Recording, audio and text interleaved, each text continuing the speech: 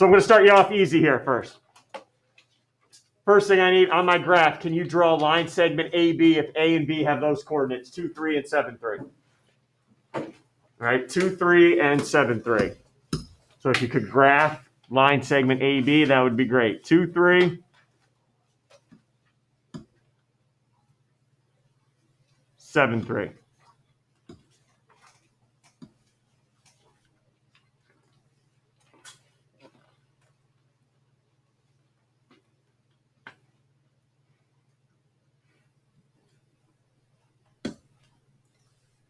Okay, for part B, we discussed this yesterday. What am I asking for when I drop the line segment symbol? Length. How long is AB? Can you guys count? Okay, so go. I won't ask anybody. Go ahead. How long is AB? 5 units. Everyone can count, right? 5 units. So the length of line segment AB, 5 units. All right, let's do one more just to make sure we're good. I'll give you a horizontal segment. So go ahead and draw a line segment CD. Line segment CD for me.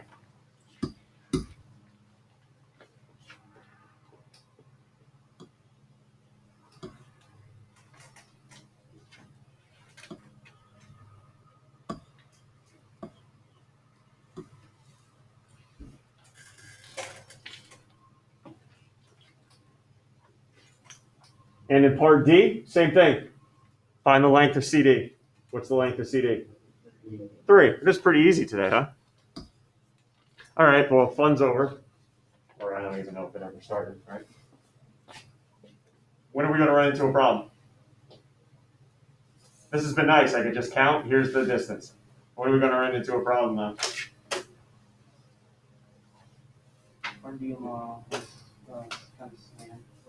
Yeah, absolutely. What happens when it's not horizontal or vertical? What happens if it's a diagonal line and you cannot count?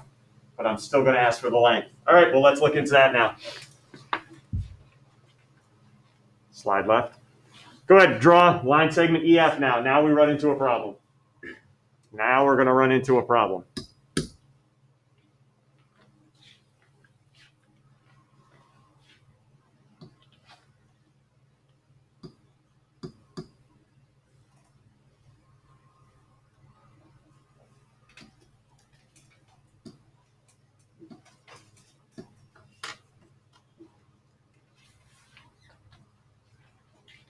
All in agreement, we're not counting that. Don't even think about giving me this business. Oh, there's 1 box, 2 boxes, 3, and that looks like 1/4 of a box, so I'll go 3 1/4. Stop it. All right, that's embarrassing. Don't start pulling that. You can't count the length of that. You can't. I still want the length, though. I'm going to open this up to you, see if there's any creative thinking in here. Any ideas or thoughts how I could still find the length of EF using some math there. Scott, what's up, big dog?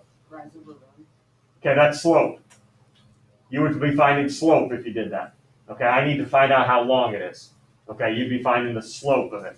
All right, good idea. Good idea. That would find slope. What's up, Romeo? Pythagorean theorem. Everyone here? Have you ever heard of that before, by the way? Pythag? Don't you need a triangle to do that?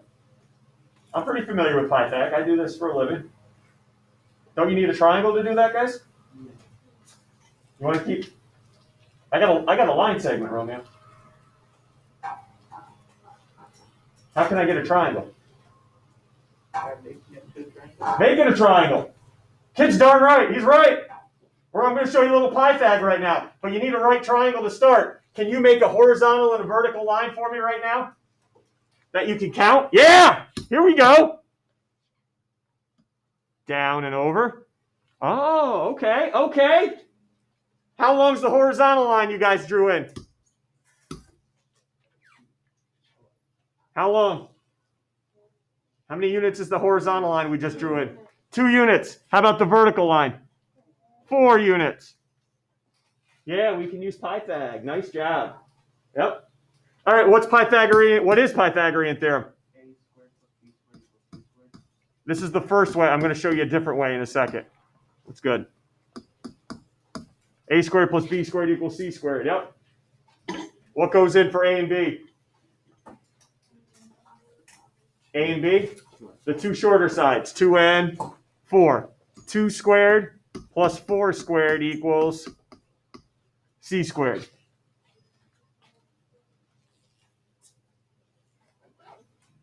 You guys ready to go here? What am I trying to solve for? What variable? C now. That C will tell me how long the line segment is. All right, let's keep grinding. 2 squared. 4. 4 squared.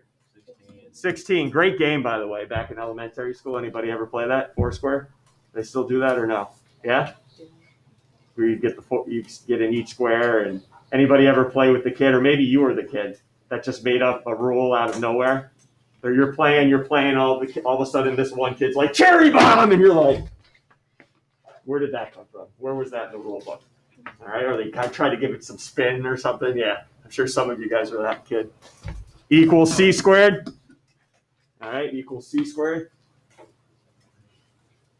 Keep going. What do you got? 4 and 16? 20 equals C squared. You said you're solving for C, not C squared.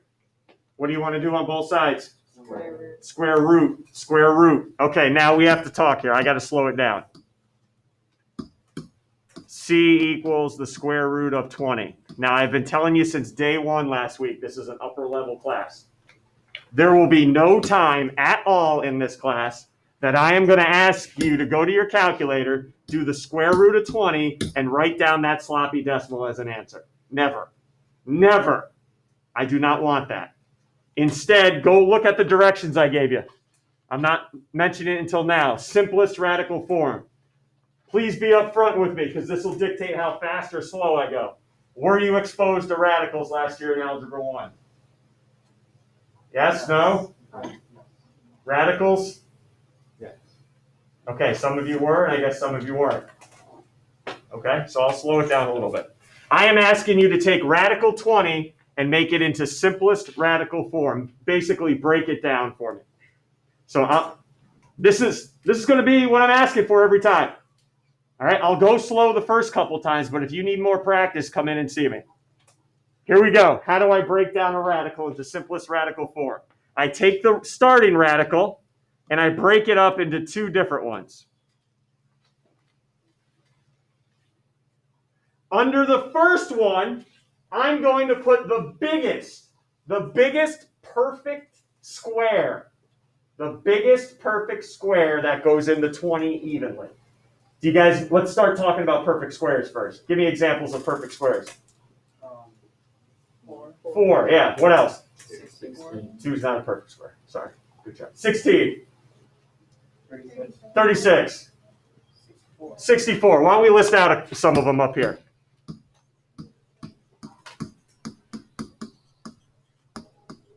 Ready? 4, 9, 16, 25. You should not be memorizing these either. You know how I'm getting these? What's 4? 2 squared. 9, 16. 4 squared. 25. 5 squared. See how I'm getting these? I'm not memorizing them. What's 6 squared? 36, 49, 64, and so on. All right? You just square a number and you get a perfect square. So look at those I gave you. What's the biggest one that goes into 20 evenly? Just not the biggest one. It's got to go in evenly, which means no remainder. What's the biggest one up there that goes into 20? Scott? 4. Everyone agrees? Don't pick 16 because it doesn't go in evenly. It's got decimals after. All right, so 4. You always pick the biggest perfect square that goes in evenly, and then what do I need to multiply 4 by to get 20? 5. There you go. That goes underneath the other one, and we're almost done. So that length of that line segment is going to be, what's the square root of 4? 2. Okay, so I just write 2 and bring down the other radical with it. There it is. There's my final answer. 2 square root of 5.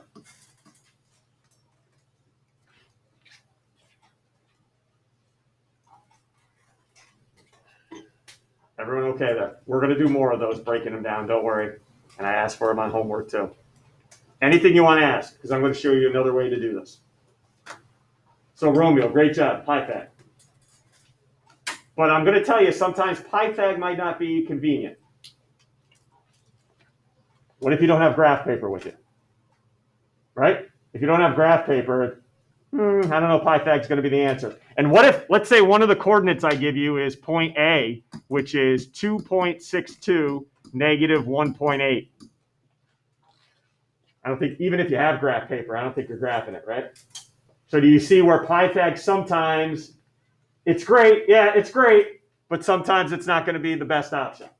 So here's what I'm getting into today, something called the distance formula. You can always use the distance formula to find the length of a line. Here it is, ready? D equals, D for distance. Square root, big square root. Inside the square root, you're going to have two sets of parentheses that are both squared,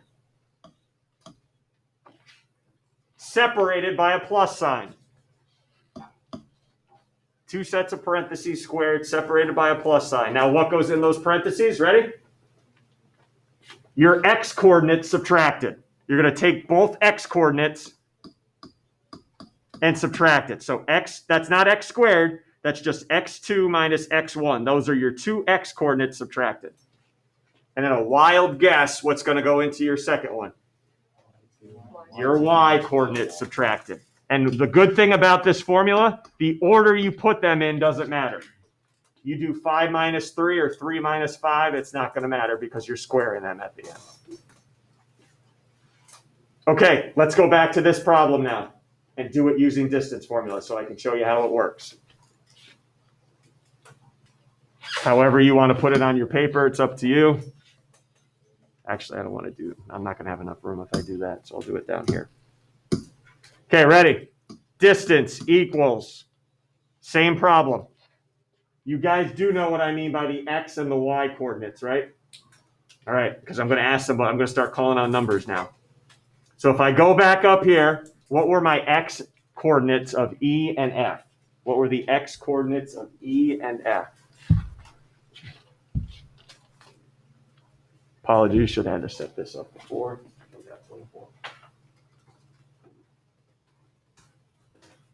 Oh, there we go, 19. Zach, what were my x coordinates of E and F? 2 and 4. All right, so go back down to your parenthesis. We can write 2 minus 4 or 4 minus 2. It won't matter. All squared plus, now somebody give me the y coordinates. 10. Josh, what do you got back there? 1 and 5. Good. Again, it doesn't matter. 1 minus 5 or 5 minus 1.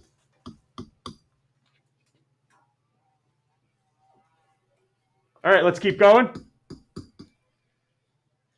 Help me out. 4 minus 2 is 2. Square it. So I get a 4 there.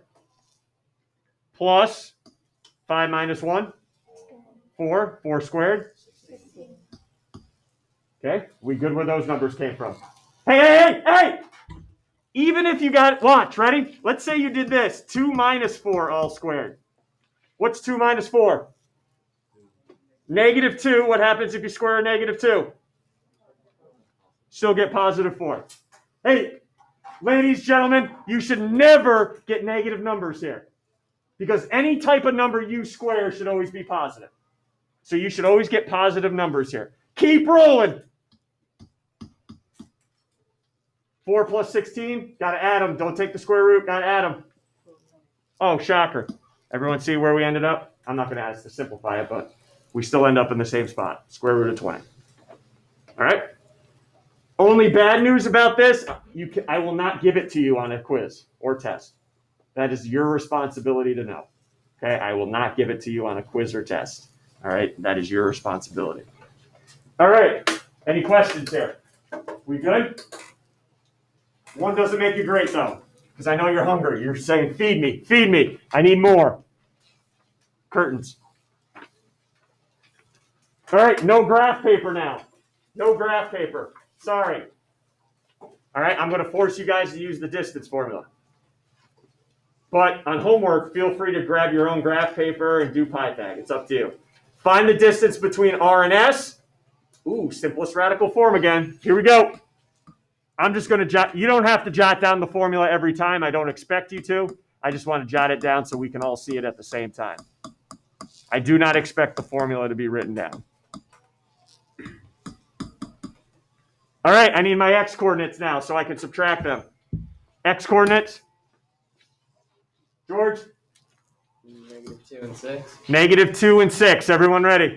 -2 minus 6. I just wrote them down in the order George gave them to me. Good. -2 minus 6. Plus, how about my y coordinates, somebody? 9. Lisa? Okay, thank you for giving it to me in that order. Everyone ready? 6 minus what, Lisa? -2. What's going to happen, kids? 6 minus -2. Everyone all right? Why this turns into plus on the inside? 6 minus the y coordinate, -2. Is everyone all right what we plugged in? No issues? -2 minus 6. -8. Square it. Positive. Always get a positive number out after squaring. Plus 6 plus 2. 8 squared. 64. Yeah, here we go. Got to add them. Got to add them first. Distance is the square root of 128. All right. No sloppy decimals. It says simplest radical form. Okay, here we go. Got to find the biggest perfect square that goes into 128, right? The biggest one. Not necessarily the first one you find, because here you go. Ready? I'll go to my calculator, and I'll do 128 divided by the first perfect square we wrote down, which was 4. Goes in evenly. Goes in 32 times. Might be a bigger one. Don't stop there. Might be a bigger one than 4. All right, automatically don't stop on the first one you find. There could be something bigger. You guys want to take a look at the work we just did? Because it's telling you what the biggest perfect square is. 64, right? It's 64. All right, even if you didn't see that, keep playing around. 128 divided by 9. 128 divided by 16. 128 divided by 25 until you feel like you've gotten the biggest one, which is 64. What do you got to multiply 64 by to get 128? 2 spot. All right, finish this for me. Distance, square root of 64. 8, bring down the radical 2 for the ride. There it is. There's the distance between the two.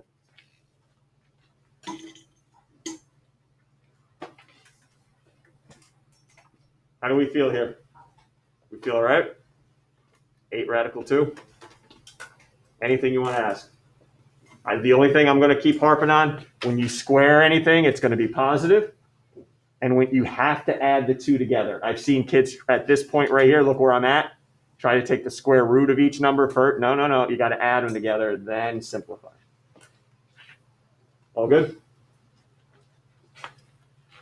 All right, what do we got next? Slide left. Ooh, the old Capitol White House example. All right.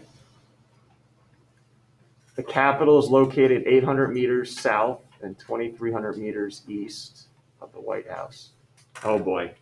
Oh, I know how this goes. Hey.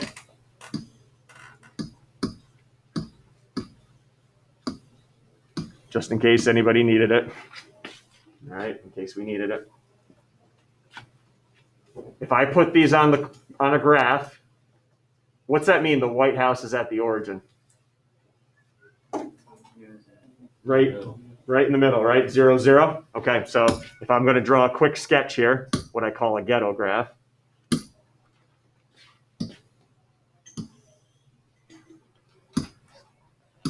I got the White House right here.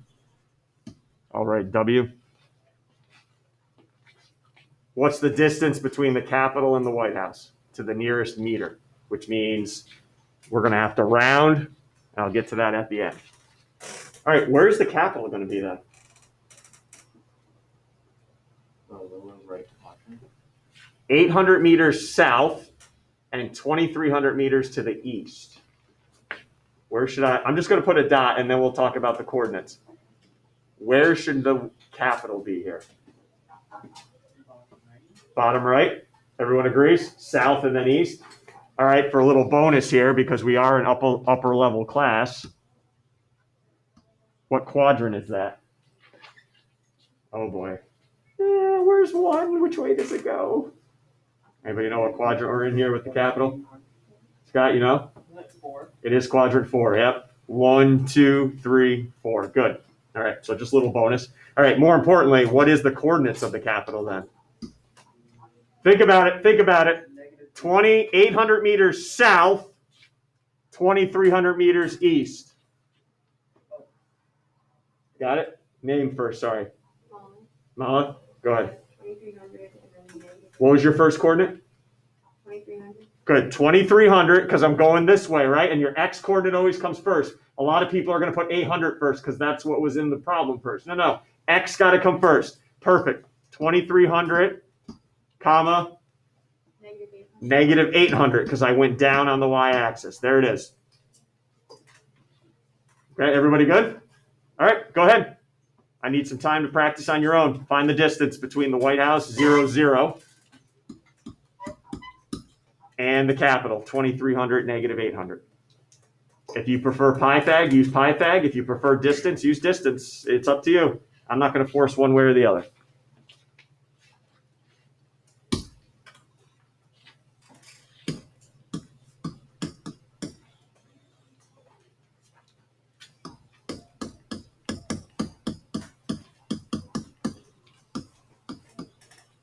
Big numbers here, so be careful. Big numbers.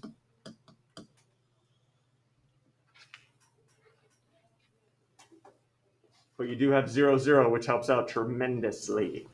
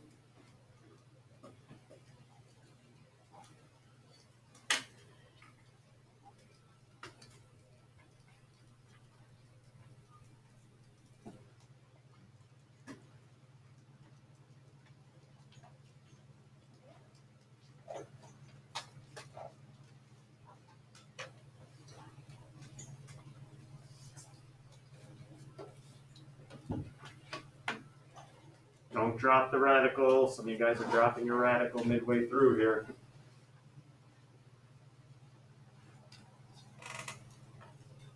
And some of you guys are at the point where you're breaking it down. We don't need to break it down here. Read the directions. I'll get to that in a second, though. It says round your answer to the nearest meter. All right, I'll show you in a second here.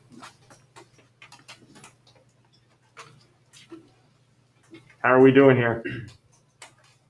Getting the square root of, what is that, 5,930,000?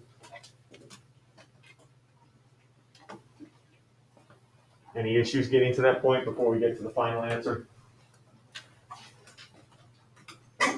Okay, I'm not going to expect you to break down something like that. That's ridiculous of me to do. That's why I changed the directions from simplest radical form to round your answer to the nearest meter, which is I'm going to plug that into my calculator and do my rounding directions. So everyone's going back to their calculator if you have not already.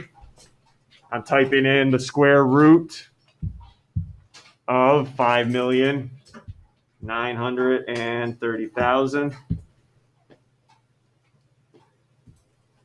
I want to make sure I don't add in too many zeros. There we go. There it is. And it says round to the nearest meter. So whole number, that's 0.1. So I'm going to keep this 2,435. All right. Yes, I want to challenge you by breaking down a radical, but I'm also I'm not that bad. I have a little piece of a heart, but not too big. So 2,435. Here's my last issue that I'm going to have in an upper level class. Anybody know? If your problem has units, which it does, so should your answer. What's the units in this problem? Meters, meters, meters. Okay? So don't assume it's always simplest radical form unless the directions say so. You guys all right? Did we handle this okay? All right. One more word problem to end the class.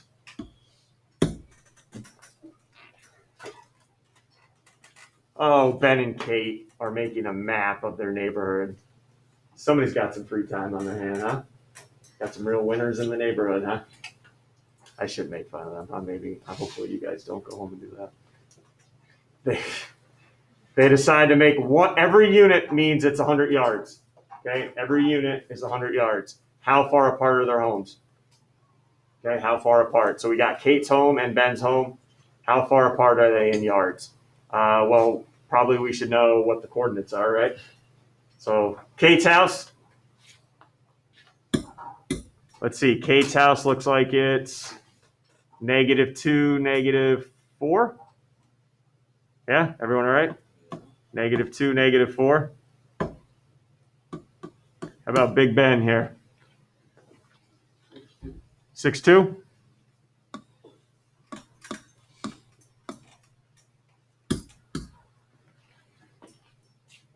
Okay. So how far apart are they? What's your suggestion here? Romeo? Pythagorean. Okay, you can do Pythag if you want. If that's your move, you can do distance if you want, right? You guys do what you're comfortable with. Go ahead. How far apart are they? Okay, how far apart are they?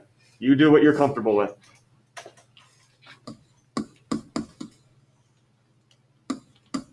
And you'll see a nice number underneath that radical, I hope, at the end of this problem.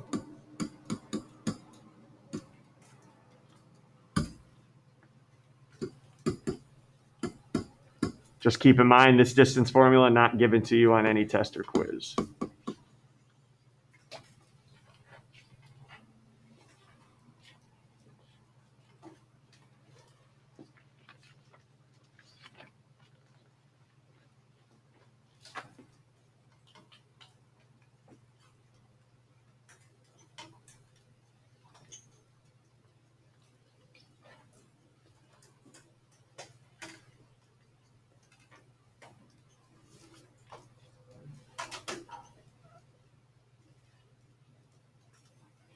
Again, you know you're on your way if you got a nice number at the end of this, underneath the radical.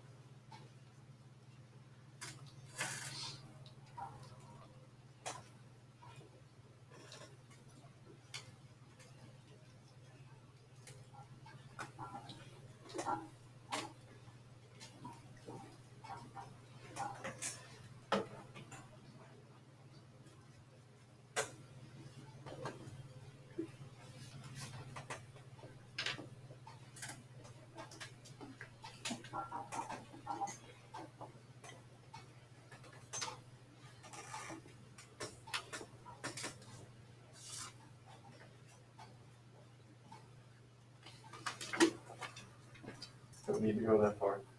Those aren't even perfect squares, right? Just go with the square root of that. You know that, right? No need to break it down.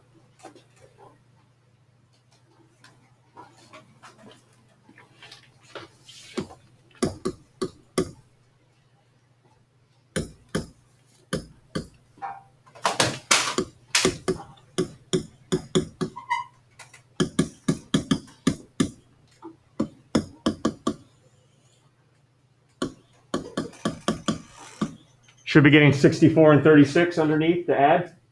I hope, if we're doing this correctly. Watch out for the double negatives.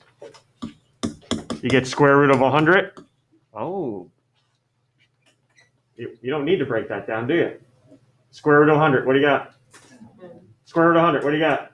That's it, you don't need to break it down. So the distance between their houses is 10, but here's the thing, that's 10 units. What's every unit represent? 100 yards. So I can't leave it as 10, that's not the distance, 10 yards. I need to say to myself, all right, the actual distance is equal to 10 times what? 100. The 100. All right, everyone okay there? Why I need to do that? I need to know it in yards. It's not 10 yards, it's 100 yards for every unit. So actually it's going to be 1,000 yards.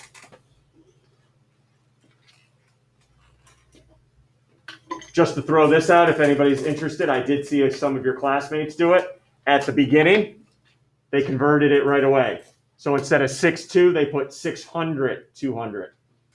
They put negative 200, negative 400, and then did the distance with those. Okay, either way, you multiply by 100 at the beginning or at the end. Okay, any questions? Before we wrap it up, I do want you to please pay attention either tonight, tomorrow, whenever you do the homework, to the directions. It seems like every problem I assign has some type of directions with it. Please follow it. Okay, I only assign, 1, 2, 3 problems? Okay, look at that, 3 problems. But all of them come with specific directions, and what do we bring in next time we meet? A compass ready to go. Out of the package, pencil sharpened, etc. Good work, guys. Good work. Quiz will be on days 1 through 5.